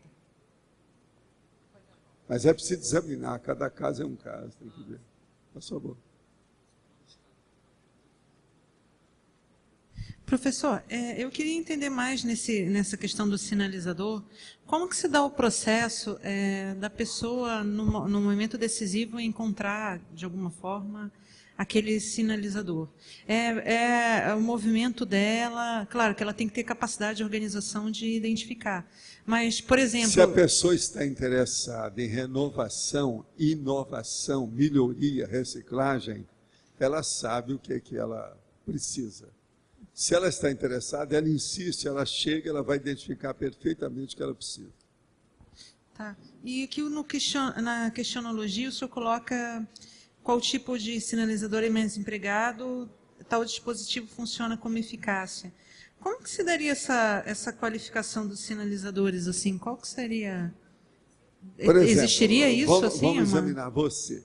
Você, depois que você veio para cá, você trabalha muito, você faz assistência, essa coisa toda. Qual é o sinalizador maior que você tem hoje para te dar esse gás, essa gasolina azul do seu trabalho? Deve ter um motivo. Acho que os resultados, Resultado. Mas daí, né, seria resultado uma coisa posteriori. Preciso de ver resultado de quê? De assistência? Do que o senhor está falando, do trabalho, por exemplo. Então, sendo o resultado e é assistência, então o seu processo é assistência. É o sinalizador. Mas isso é uma análise a posteriori, por exemplo. Sei, mas aqui, a análise de uma vivência, também, é verdade. ela é a posteriori e ela é também a priori. Por quê? Você vai continuar com ela? Entende? As duas coisas, estão no meio. Como é que faz? Não é bem assim, não. Então, agora, veja, se é a interassistencialidade, que é o que está comandando você, é o combustível para acionar a sua máquina, é necessário ver o seguinte agora. Você está rendendo quantos quilômetros por litro? Você está usando álcool ou gasolina no seu combustível? Então, a primeira coisa, eu já sou já estou no teto máximo das minhas potencialidades? Eu ainda posso aperfeiçoar isso? Estudo você tem que ver. Uma outra coisa, a qualificação da assistencialidade que eu faço, ela pode ser aperfeiçoada? Só isso aí já muda tudo o processo de sinalizador. Então a gente sinaliza hoje uma coisa, amanhã é outra. A linha às vezes é a mesma, mas o aperfeiçoamento, o burilamento é outro. Então há uma potencialização dos resultados desse trabalho. Tudo da gente é assim. Agora, vai chegar um certo ponto que você acha que não tem mais nada para burilar. É bobagem, porque você ainda não viu tudo. Por isso que é que eu falo, tem que anotar, registrar, para fazer comparação e confronto. Uma pessoa, às vezes, ela acha que o detalhe hoje é o máximo. No entanto, o detalhe dela ainda tem um volume ou um tamanho de 1 quilômetro. Eu quero um detalhe na nanotecnologia. É bem menos que 1 milímetro. Você está entendendo? Isso ela não pensa. Ela às vezes está tão assim, vamos dizer, até entusiasmada, eufórica com o que ela já obteve. No entanto, o detalhe dela ainda tem 1 quilômetro de extensão. Isso não é detalhe. Então, a hora que a pessoa, às vezes, vem falar comigo, não, eu já olhei todos os detalhes que tem. Eu falei assim, qual foi o último? E aí você examina que esse último dela, que seria o átomo da história, que ela atomizou tudo, ainda não é parapsíquico. Então eu falo assim, então agora você começa tudo de novo, porque você esqueceu. Existe um processo parapsíquico. Começa tudo de novo para ver qual é o sinalizador extrafísico, no caso. O parapsíquico, o paraperceptivo. Então, você está examinando como é que a coisa vai caminhando? Sim. Eu, por exemplo, tudo que eu faço como coisa mais séria, eu vejo se tem a outra parte da moeda extrafísica. Eu nunca analiso uma coisa só nessa dimensão. Eu sempre incorporo a intermissão na minha vida intrafísica. Eu sou uma pessoa multidimensional. Eu sou ao mesmo tempo consciente e eu sou ao mesmo tempo consciente. Consciente, atualmente, eu sou muito teórico. Consciente, eu tenho que ser muito prático. Esse é o resumo da vida humana. Então, por aí você vai ver que os sinalizadores continuam. Eu acho que até o serenão tem o seu sinalizador. E ele precisa disso. Eu acho que no colégio invisível dos serenões, lá, cada elemento, componente daquele colégio, deve ser medido pelo nível do sinalizador ou do ponteiro consciencial dele. Então, o sinalizador diz respeito diretamente, intimamente, estreitamente à bagagem de experiência da consciência. Quanto mais evoluída a pessoa, melhor deve ser aquele sinalizador cosmoético que ela aplica na própria vida. Vê se faz sentido isso aí para você. Sim, entendi. A partir disso, você vai ver o nível que você está. Tá certo. Obrigada. Entende? O que a gente deseja é que todo mundo aqui aproveite, identifique e empregue um sinalizador que não seja mais vulgar, que não seja tão simplista ou simplório, mas um sinalizador que seja complexo, profundo, abrangente, cosmovisiológico, enfim, que esteja mais dentro do ideal da nossa complexidade como consciência. A coisa mais fácil que tem, você encontra aquele cara rico, que o sinalizador dele é só juntar dinheiro. Isso é uma burrice enorme.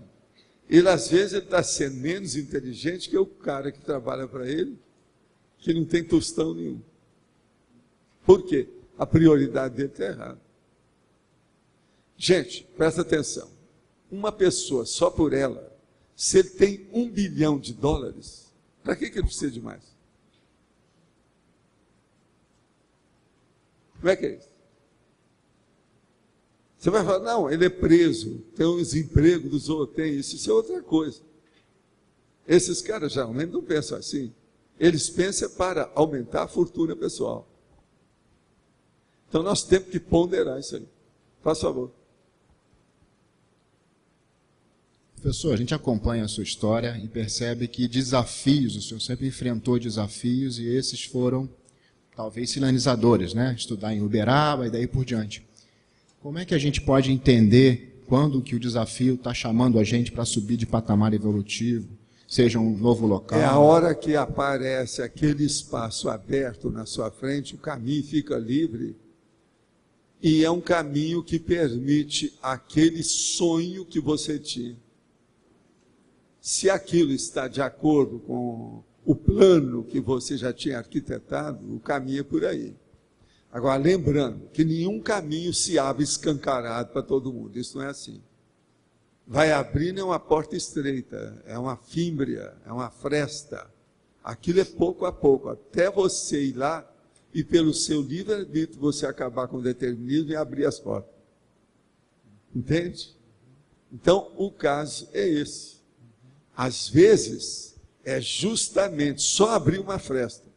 É por aí que vai entrar a luz, é por aí que você tem que entrar. O caminho é por aí. E esses desafios, eles são inerentes à evolução? Quer dizer, a gente sempre precisa... Eles fazem parte desse serviço. Agora, as vicissitudes, os percalços, as dificuldades, o problema da própria vida humana é isso aí. Sem isso, a vida também, você não resolve nada. É aquilo que eu falo, se a sua vida está muito boa, você está perdendo a sua intrafisicalidade. Nós temos que ter crise de crescimentos constantes, uma depois da outra. Isso é que é o correto. Tá certo? Tá certo. E outra coisa, aperfeiçoa aquilo que você já conseguiu. Tem pessoa que acha, alcançou um patamar, pronto. Ela aí quer descansar, isso é bobagem. Ali começa tudo de novo. É aquela técnica que eu faço, da análise e da síntese. Preparação para o próximo patamar. Novo patamar. E outra coisa, sempre mais complexo, que exige mais atenção, mais dedicação, mais abnegação às vezes. É o caminho. Obrigado. Certo? Outra pergunta aqui. Na taxologia, dentre as 10 categorias do sinalizador evolutivo, qual é o prioritário? Qual é a relação entre sinalética parapsíquica e sinalizador evolutivo? O caso tudo é o seguinte, dessas aqui, eu não examinei qual é o prioritário. Alguém examinou para falar? O autodiscernimento. Agora, o autodiscernimento está onde aqui? Hein? Ah, é. É o número 2. Talvez esse seja o mais sério, não é isso?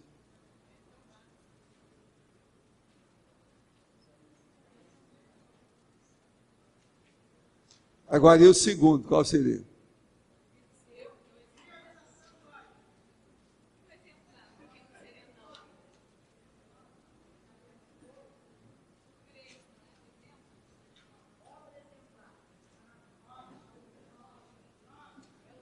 Talvez seja a obra exemplar, né, que ela falou lá. É a consciência exemplar também, mas agora uma obra... Consciência exemplar pode ser só teoria. A obra não, já praticou. Tudo isso a gente tem que levar em consideração. Então, para você, é o autodiscernimento 02. Qual é a relação entre sinalética parapsíquica e sinalizador evolutivo? Sinalética é você saber com antecedência ou com a simulcognição em cima do lance, alguma coisa que está ocorrendo do ponto de vista parapsíquico. Então, há um domínio das energias com domínio do parapsiquismo. Agora, isso é sobre parapsiquismo. Agora, sinalizador evolutivo é outra coisa. Está sinalizando o modo de você evoluir.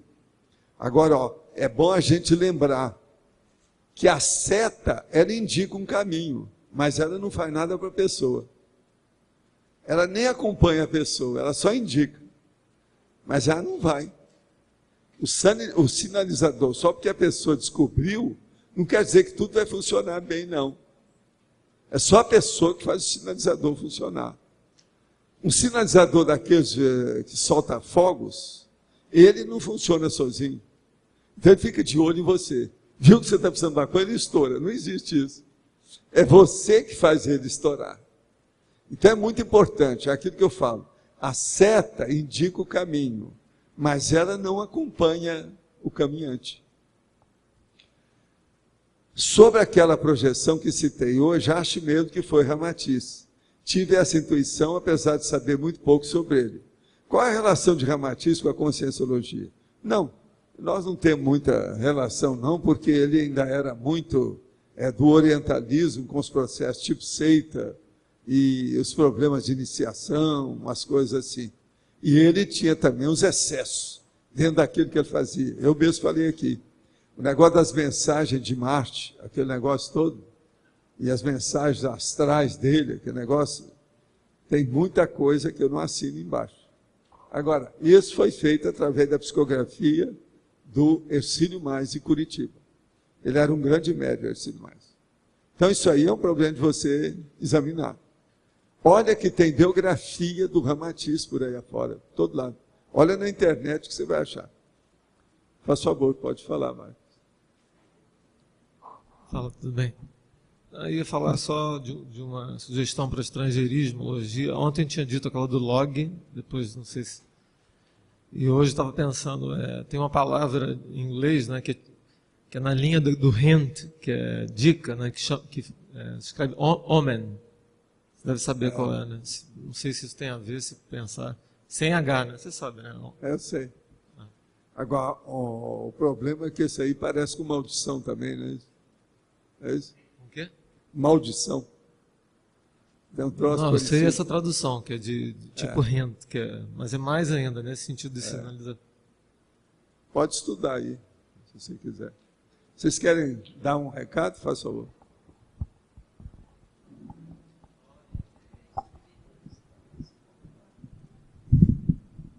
Pessoal, então estamos aqui para divulgar a arrancada final para a conclusão das obras do Tertuliário.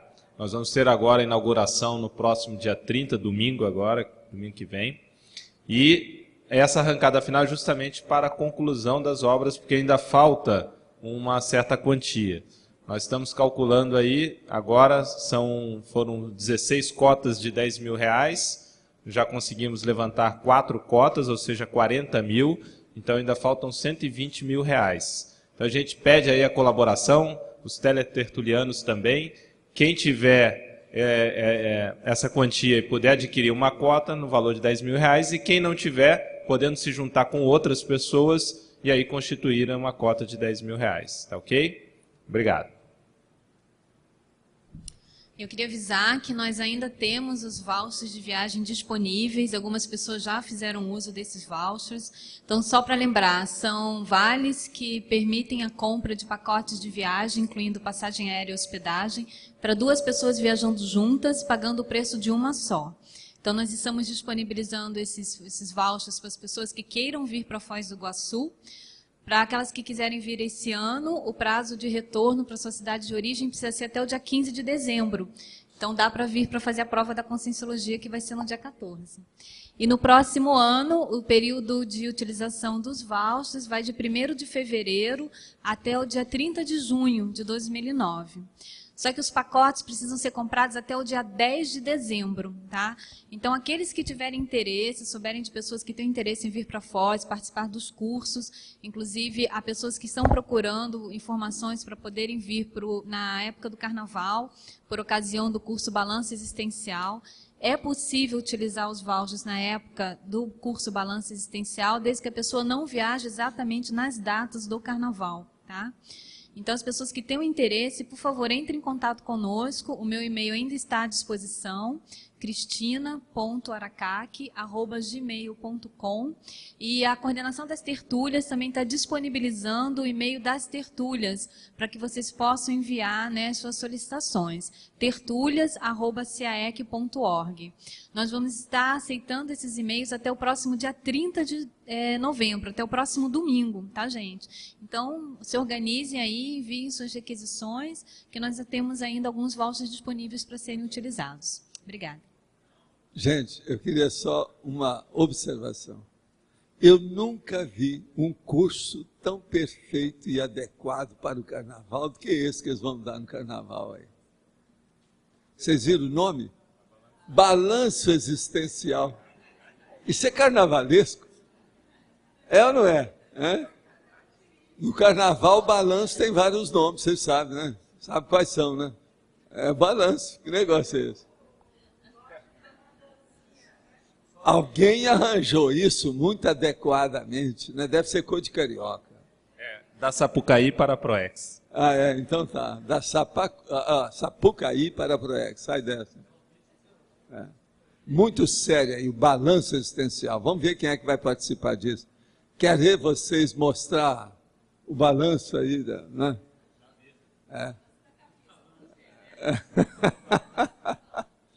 É no pé? Não, é na cabeça. Então tá. Faça boa, pode falar. Professor, boa tarde. Aqui na Fatologia, página 19, tem aqui a diretriz da carreira pessoal. Sim. O que é que a gente pode... Já me falaram assim que já saiu, mas eu queria tirar algumas dúvidas aqui. Primeiro o seguinte, essa diretriz, o que é que ajuda a gente a definir ela? E assim, dentro dessa questão... É aquilo que esteja mais de acordo com as suas possibilidades de ter êxito nessa vida. Olha o que você tem tendência para ser bem-sucedido. Você vai procurar isso. É o que você gosta? É o que você tem habilidade manual? É o que você tem disposição para estudar? Isso é que é. É por aí que você escolhe a diretriz. E isso pode ter alguma coisa a ver com a questão dos aportes, não? Os aportes na Proex? Tem, é lógico, sempre tem, né? De qualquer maneira, todo mundo tem os aportes da Proex, de algum modo. Agora, precisa ver se eles se ajustam tudo certinho, uma coisa com a outra. Eu, por exemplo, para fazer meus estudos, eu tive uma vida cheia de percalços na minha infância.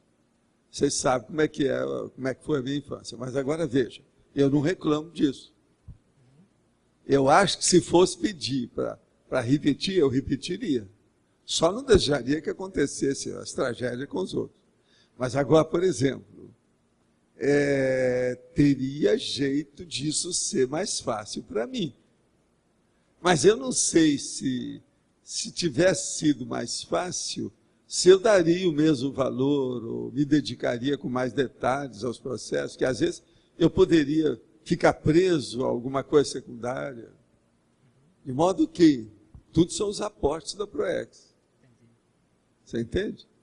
Os aportes da Proex não quer dizer que sejam sempre coisas boas, não. Às vezes são dificuldades que nós temos. Que muitos de nós, às vezes, o que precisa não é de facilidade. Precisa de dificuldade para a pessoa poder superar a si mesma. Senão, a pessoa chove no molhado. Seria uma oportunidade de aprendizado. Então. Isso. É o problema da autorreflexão, que é o processo da renovação. A reciclagem é feita assim. Tem lógica? É por aí. Certo? Agora aqui outra pergunta. No caso da mãe alcoólatra, como essa vivência pode afetar a personalidade dos filhos, atualmente homens adultos? Quais as medidas de recuperação de possíveis implicações? Olha aqui, ó. Toda toxicomania e o alcoolismo é uma das piores que tem. Pior do que isso é só a cocainomania. O alcoolismo é praticamente o segundo, e é o que é mais comum na maioria que tem por aí. Agora, eu só admito que a pessoa melhore se ela for internada para levar a coisa a sério. Um local que possa ter uma dieta adequada, gente tomando conta, examinando tudo, e nenhum tóxico junto, e nem as companhias intoxicadoras. E a pessoa passa lá alguns meses, quando eles derem uma alta, aquilo ela vai entrar em convalescência. Ela pode passar pela síndrome da abstinência. Ela aí tem que renovar a vida dela, não pode ter as mesmas companhias. O ideal é até mudar de cidade, se for possível, ir para outro lugar, começar a vida nova. É uma nova vida humana. É só assim que eu admito essas coisas melhorarem. O que eu já vi de alcoólatra que voltou, o cara era o maior. Lá nos Alcoólicos Anônimos, ele era o maior. Já tinha passado 5 anos sem nada. Um dia, por uma bobagem qualquer, ele volta a tomar alguma bebida, pronto. Desencadeou tudo de novo. E aí numa condição pior. Que a saúde já não é a mesma coisa. Uma década que você acrescenta ao seu corpo, há um enfraquecimento maior de certos órgãos e sistemas. Isso é regra. Todo mundo é assim. Então você tem que estar se preparando para ficar com maior idade e disposto. Minha vida toda eu estou fazendo isso. E olha o tanto de percalços que mesmo assim eu tenho que enfrentar. Até câncer. Através de lâmpada. Isso é uma besteira, né, minha. Mas aconteceu. Então nós temos que olhar bem isso. Agora o filho tem que ir com calma, mas agora teria que mostrar à mamãe que ela precisa ser internada. Dá um jeito de fazer um sacrifício de internar a mãe. E outra coisa, no início, quando a pessoa fica internada, nem os familiares não devem encontrar com essa pessoa alcoólatra. Ela tem que ficar totalmente encantoada e isolada numa masmorra, para ser atendida convenientemente, senão não resolve, não. O mais tudo é conversa fiada. Com a minha experiência em matéria de tóxico, com os outros, tudo isso aí que vocês pensarem, não é fácil. Eu quero lembrar para vocês, que em matéria de tóxico eu tive experiência com muita gente, até com LSD. E na época eu já expliquei aqui. Eles me mandavam dos Estados Unidos umas ampolas desse tamanho, custava $10.000. Eu recebi várias ampolas de LSD. Agora, nós só examinamos certas coisas com quem queria fazer voluntário, ninguém ficou intoxicado com aquilo. E eu nem cheguei perto, eu só tinha geladeira com material. A fazer experimentação mesmo para valer, para quem queria. E outra coisa, a gente é que dosava, porque tinha gente que ficava tudo doido. De modo que essas coisas são perigosíssimas. E agora, LSD, que é um produto artificial, é um perigo. Eu quero dizer para vocês que a maioria das tais ampolas de $10.000, eu coloquei no meu crematório. Explodiu, que foi uma beleza. Fez um barulhão. Eu falei assim, ó, vocês querem ver agora uma explosão de $10.000? Eu vou queimar $10.000 nesse instante. Colocamos lá, várias. E aquele, eram ampolas. Aquilo esquentava um pouco, o negócio ia longe. Agora, não é fácil. Essa experiência eu chamei até gente para ver depois. Agora, nós chegamos à conclusão que aquilo tudo, a primeira coisa que a gente vê nos toques todos é dar uma hepatopatia. Até o santo daime dá uma hepatopatia, que é a doença do fígado. Algum tipo nesse sentido. Você quer falar? Faz favor.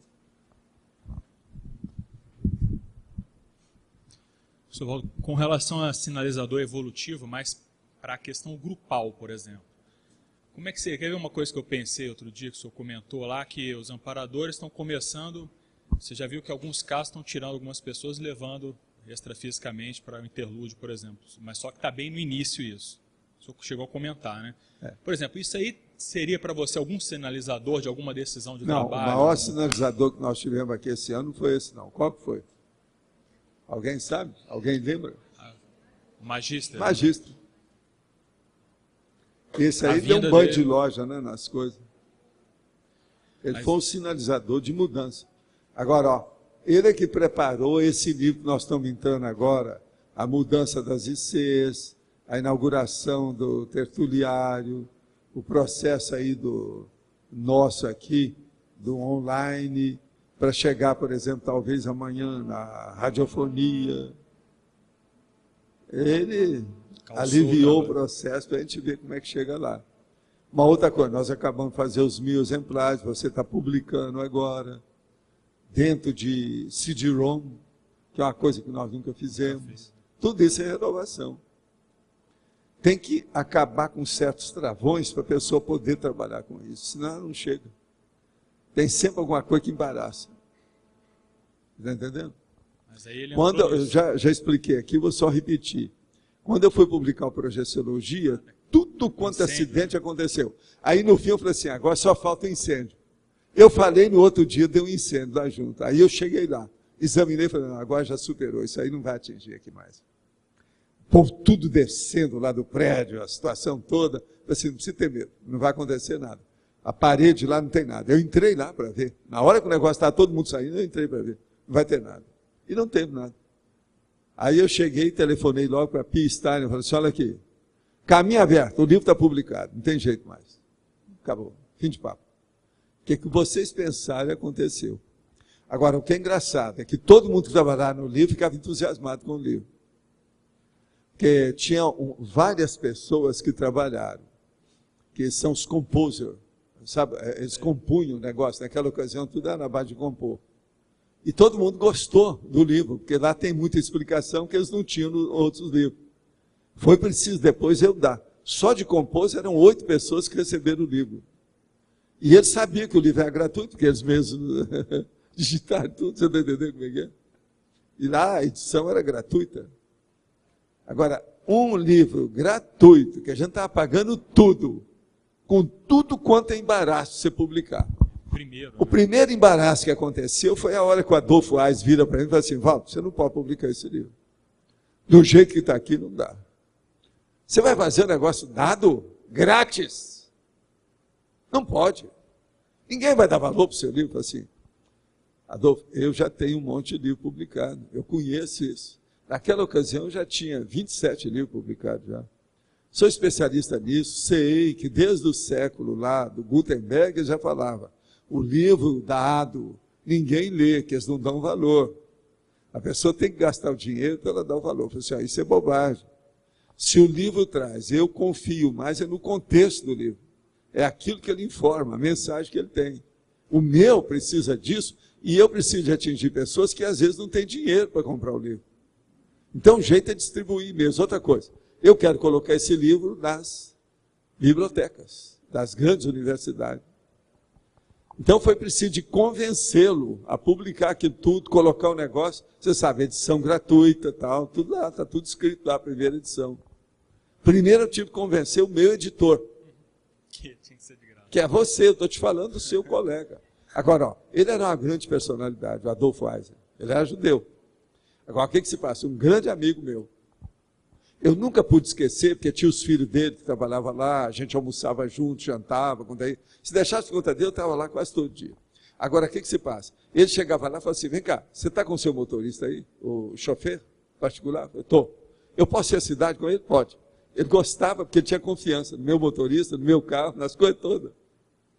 E você sabe, Adolfo Eisner, só o que ele fez da EBAL lá, é um edifício enorme, um monte de andar. A gente geralmente reunia no último andar, que era da diretoria lá dele. Eu só ficava lá. Agora, lá eu olhava a biblioteca dele, via uma opção de coisa, a biblioteca da EBAL, aquele negócio todo. Eu trabalhei com eles lá dentro. Agora, ele fez para mim um preço acessível, mas mesmo assim dava para comprar um apartamento em Ipanema, na ocasião. Pessoal, algumas dessas dificuldades que a gente teve, por exemplo, na CCI, tudo, você consideraria também que de algum modo são sinalizadores de um gargalo? Eu acho poucos. Eu acho pouco, porque nós estamos vivendo a era da fartura, né? A coisa toda melhorou. Gente, o que tem aqui de fartura não está de brincadeira. O que a gente gasta de papel, por exemplo, não está. Isso não era assim. Eu sou da época que você aproveitava tudo, não havia plástico, não havia nada. Não tinha jeito de estar fazendo cópia de nada, era a maior dificuldade. Agora, hoje não, a gente nada de braçada. Eu fico bobo, como é que vocês não têm noção disso? Porque vocês não são obrigados a ter essa noção, porque vocês não viveram a necessidade, a carência. Então o negócio é esse. Isso aí é como a turma que esteve na Segunda Guerra. Então a gente ia comer com eles, almoço, jantar, alemães, esse negócio todo, e deixava um pouquinho de comida no prato. Eles falavam assim, ó, você não esteve na guerra. Quem esteve na guerra come tudo, porque dá valor para a comida. Que passou muita fome. Vocês estão entendendo como é que é? A mesma coisa eu falo, vocês não estiveram na guerra. a guerra da necessidade, da penúria, da carência, você está entendendo? Dos processos nossos mentais somáticos. O negócio era muito mais difícil. Hoje você vê aí o tanto... Eu fico bobo quando eu chego aí numa dessas livrarias, inclusive na nossa aqui, na Mega Store, aquele monte de livro que tem, tudo quanto é assunto. Isso era uma dificuldade. Os livros que saíam, você escolhia a dedo. Não, faz alguns meses, eles vão publicar. A gente ficava esperando. Às vezes 5 milhões durante o ano. Hoje não.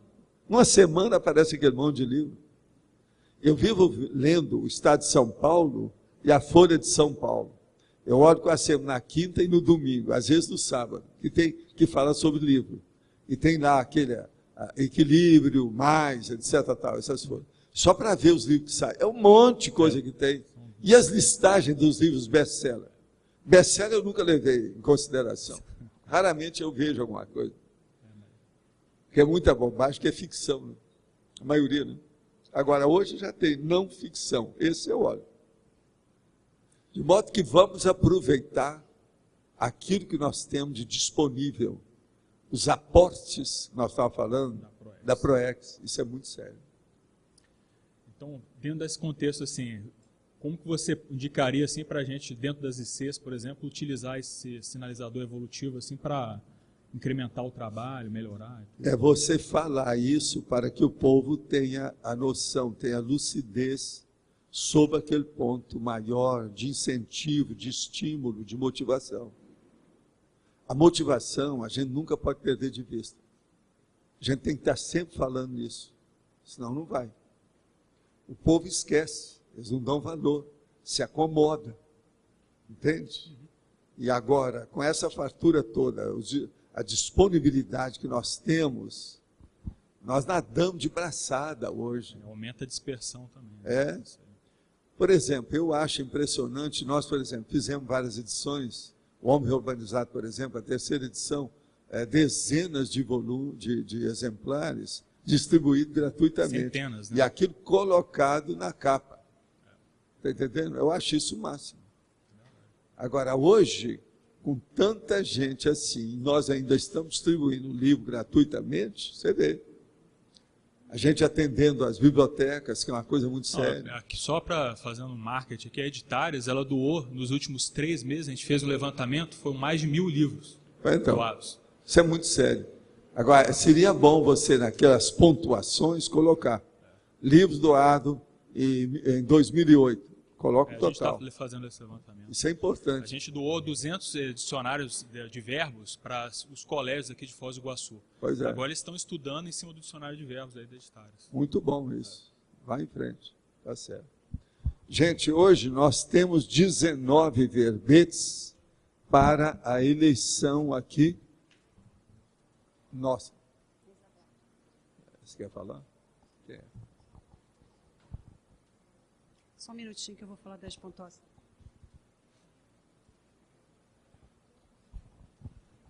As pontuações de hoje foram 18 votos online, 14 perguntas respondidas online, 15 perguntas presenciais e 68 assinaturas no livro de presença. Os recados em seguida da votação serão César Cordioli, Igor, Thaís e Loche.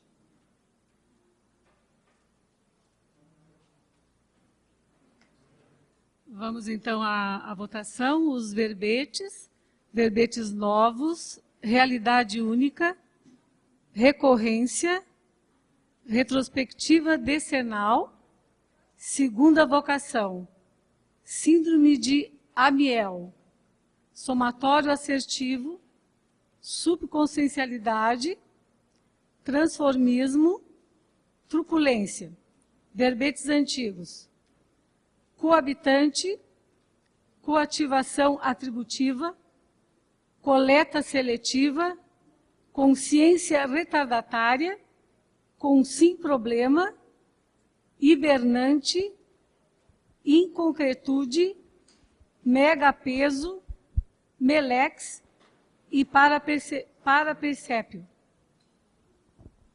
Pessoal, boa tarde a todos. ainda sobre o tertuliário, nós temos alguns recados importantes.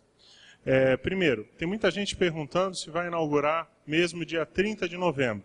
Então, hoje de manhã a gente fez questão de conferir com toda a equipe técnica, professor Everton, pessoal responsável pelo som, pelo vídeo, pela lógica.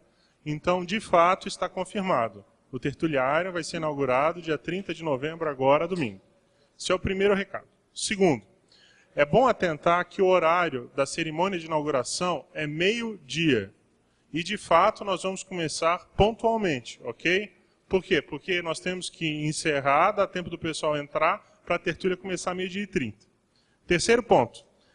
Você que está em casa, teletertuliano, a gente tem recebido muitos e-mails para saber se a pessoa vai conseguir acompanhar pela internet. Vai conseguir, sim, já a partir do meio-dia. Gostaria de pedir, inclusive, para quem é responsável pelo site, para botar essa atualização lá. Meio-dia, já vai estar online, informando aí, né, as imagens da inauguração, para em seguida ter a tertúlia. E gostaríamos de pedir para todo mundo ajudar a criar esse movimento dentro da CCCI e divulgar, porque é uma data relevante. Sobre tertuliário é isso. Agora, aproveitando aqui para não ter que voltar depois, eu queria falar do discernimento, 2 recados rápidos. Primeiro, nós vamos estar fazendo a cerimônia de entrega da Vila Discernimentum no sábado, às 6 horas da tarde, lá no próprio local. Então, quem tiver interesse em ir lá, conhecer a vila, conversar com os moradores do campus, dar o seu apoio energético, está convidado. Vai ser sábado, às 6 horas da tarde. E no domingo, às 8 horas da noite, nós vamos ter a nossa tradicional sessão pipoca. O filme é Moça com Brinco de Pérola. É um filme que retrata a Holanda do século XVII. Uma reprodução de época muito bacana. Tem muita gente comparecendo nas nossas sessões lá, então fica como opção domingo à noite, 8 horas. Boa tarde, pessoal. Em nome do CAEC, mais uma vez estamos divulgando aí a Semana da TENEPS, de 24 a 31 de dezembro. Essa semana vai se iniciar com o evento Fórum de TENEPS, para o qual a gente já tem 115 pessoas inscritas. O fórum vai ser de quarta a sexta-feira, 24 a 26 de dezembro. Em seguida, a semana prossegue com um curso avançado de TENEPS com o professor Valdo, que será nos dias 27 e 28, sábado e domingo, quando teremos 4 aulas inéditas, né, sobre o tema da TENEPS. A primeira aula é gratificação cognopolita, a segunda, inventário da TENEPS, a terceira, extra da TENEPS, e a quarta e última aula, para conexão. Nós já estamos com 284 pessoas inscritas, nós ultrapassamos aí a marca de 80% das vagas. Então restam apenas 66. Então, para todos que estão interessados em se inscrever, a gente recomenda que façam a inscrição o mais rápido possível. Tá legal, gente? Obrigado. Bom, boa tarde a todos. Gostaríamos de fazer um convite pela reaprendência da aula aberta que nós teremos neste sábado, dia 29 de novembro, às 15 horas, lá no Discernimento, com a professora Fabiana Cerato, sobre o desenvolvimento da agressividade sadia. A professora Fabiana Cerato é voluntária da Conscienciologia e professora desde 1997, é professora itinerante, colabora em várias ICs e é arquiteta, né, de formação, e ela vai explicar um pouquinho sobre o que é essa aula. Pessoal, obrigada pela oportunidade. Vou falar rapidamente uma parte do curso que eu já dei internacional, já dei na Itália, em Portugal, nos Estados Unidos, em outros países, só ainda não tinha trabalhado com ele aqui no Brasil. Eu vou trazer um pouquinho da experiência internacional para conversar com vocês e falar principalmente de um tema que é polêmico. Quando se fala de agressividade, todo mundo pensa que é negativo, né? Então sempre tem feedback se ainda não tem uma palavra melhor ou que possa substituir a agressividade sadia.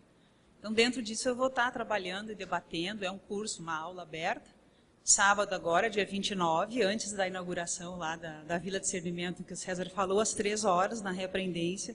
Gostaria de contar com todo mundo para debater e trocar experiências. Tá certo? Obrigada.